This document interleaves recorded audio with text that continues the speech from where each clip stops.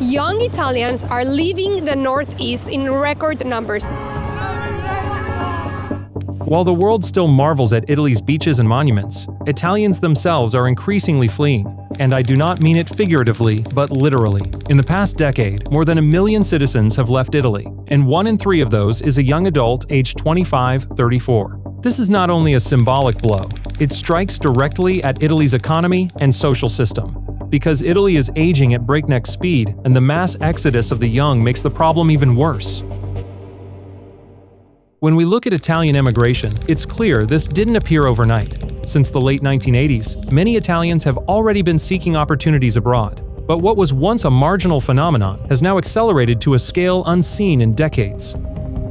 In the last 10 years alone, over 1 million citizens have left. And a record was set in 2024, when as many as 185,000 people emigrated. According to ISTAT, that's the highest figure in over 50 years. As if an entire mid-sized Italian city emptied out in a single year. Most worrying is that those leaving are mostly young. A third of them are between 25 and 34. These are people who have just finished university and could be building their country's future. Instead, they choose to work in Germany, France, Switzerland, Spain, or the UK. These 5 countries alone now draw more than half of Italian immigrants. And there's also another trend. Many naturalized Italians, meaning people who obtain citizenship, are returning to their homelands, as far as in Latin America. They often simply spend in Italy as long as needed to get a passport, and then they just leave. This shows the problem affects not only native Italians, but also migrants who don't want to tie their future to Italy. Italy is facing a growing exodus of young people seeking better opportunities abroad. Over the past decade, more than 1 million Italians, particularly those aged 25 to 34, have left the pristine paradise. The brain drain is driven by low salaries, lack of job recognition, and high youth unemployment. According to ISTAT, over the last decade, more than 132,000 university graduates have left the country. Precisely those the Italian economy simply needs most. And once they move abroad, they rarely come back. The net figures show Italy has lost hundreds of thousands of qualified people in just a short time. Each departure is not only a personal loss, but thousands of euros invested in education that ultimately benefit other economies. The South suffers most. Regions like Sicily, Calabria, or Apulia. The young leave most readily from there, leaving behind an aging society and local economies with no future. The more developed and industrial North partly offsets this via internal migration, but even that cannot halt the nationwide trend. Some economists have done the math. Since 2011, brain drain could cost Italy as much as 134 billion euros. These figures represent a real loss of innovation and competitiveness. In short, the country finances the education of its best citizens, only to hand them over to neighboring rival economies. So why exactly do so many young Italians choose to leave family and their hometowns to seek life elsewhere? Well, the answer is brutally simple. They see no future for themselves in Italy. According to Ipsos, as many as 35% of people under the age of 30 say they want to leave the country. That's one of the highest rates in Europe. It's a huge number, and the reasons are almost always the same. It's either low wages, limited job opportunities, or unrecognized skills. Italian firms and public institutions have long been seen as closed to the younger generation. Key positions are filled by older cohorts, and promotions increasingly depend on connections rather than competence. This is backed by statistics. 8 out of 10 young Italians believe the older generation simply blocks their career paths. Italy is increasingly viewed as a country of closed doors, and that's why so many young people simply choose places where their skills actually count. When you think about it, the problem of mass youth exodus often is associated with poor countries. But Italy is the Eurozone's 3rd largest economy, and it is doing worse in this particular field than many countries that spent years catching up with the West. Take Poland, for example. After joining the European Union in 2004, hundreds of thousands of young Poles left for the UK or Germany. Yet in recent years, as Poland's domestic situation has improved, some have begun to return. However, in Italy, no such trend can be seen. Emigration remains one way. An even more painful comparison is with Germany. There, real wages have risen a lot since 1990, and immigration from abroad fills labor shortages more effectively. Meanwhile, in Italy, real wages have barely increased over the same period. Even Greece, long associated with the economic crisis, is now on a better path. Since 2015, the economy has been growing again, and real wages have begun to recover. but Italy simply remains stuck in stagnation. This comparison makes it plain. Italy's problem isn't a temporary crisis. It's this kind of a systemic illness that sets it apart from the rest of Europe. I have considered to go to England to study English, to improve my English, and to try to have my job in another country, so to try in a different setting from the Italian ones that I have known.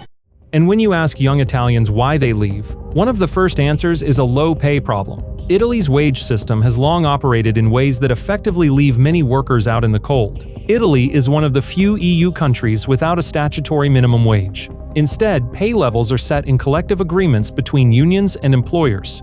In theory, these agreements cover nearly all workers, even as many as 90% of employees. But in practice, many young people fall outside the system, especially interns, casual workers, and also those employed off the books.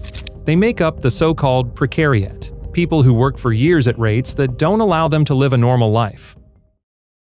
No wonder the young see no prospects. How do you plan a family or buy a home when real wages have barely risen for 30 years? Another reason for the exodus is a labor market that simply gives them no chance. Unemployment has long been among the highest in the EU. In 2023, it was about 8%, while in Germany, it was roughly a quarter lower. The pandemic only deepened the problem. Thousands of young people in services lost their jobs, and not everyone returned to a steady post. Those who did find work often landed short-term contracts or part-time jobs. ISTAT data show that about a quarter of young workers are employed this way today. Stable and well-paid jobs are practically out of reach. An entire generation of people in their 30s lives in a state of ongoing uncertainty, unable to plan for a future or start a family.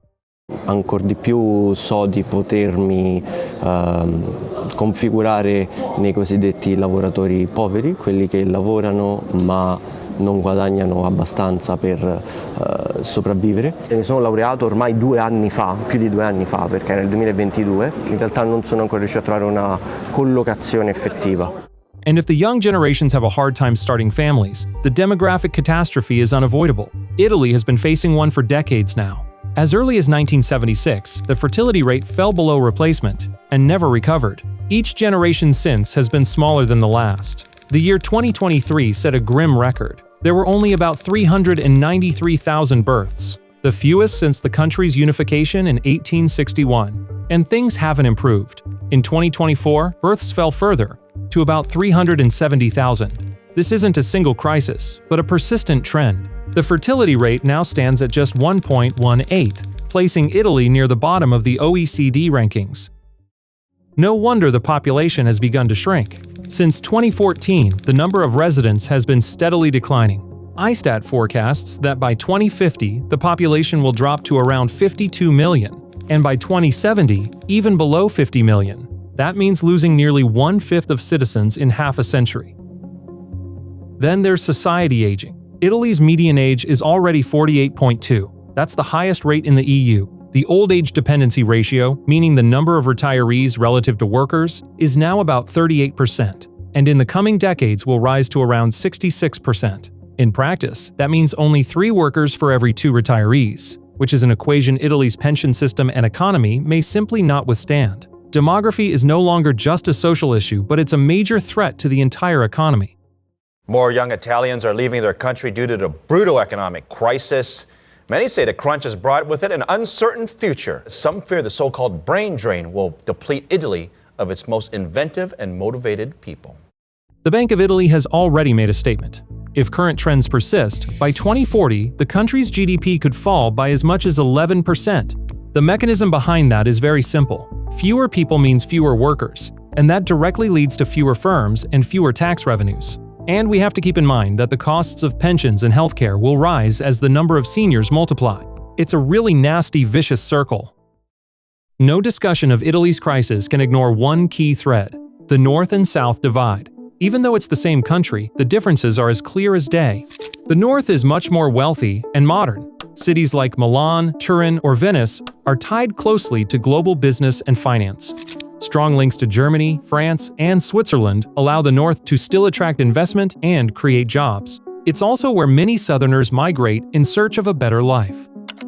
On the other hand, Southern regions, particularly Calabria, Sicily, and Apulia, face a starkly different reality. Average household income can be half that of the North. Depopulation resembles patterns we know from Eastern Europe, only there it is even faster and more dramatic.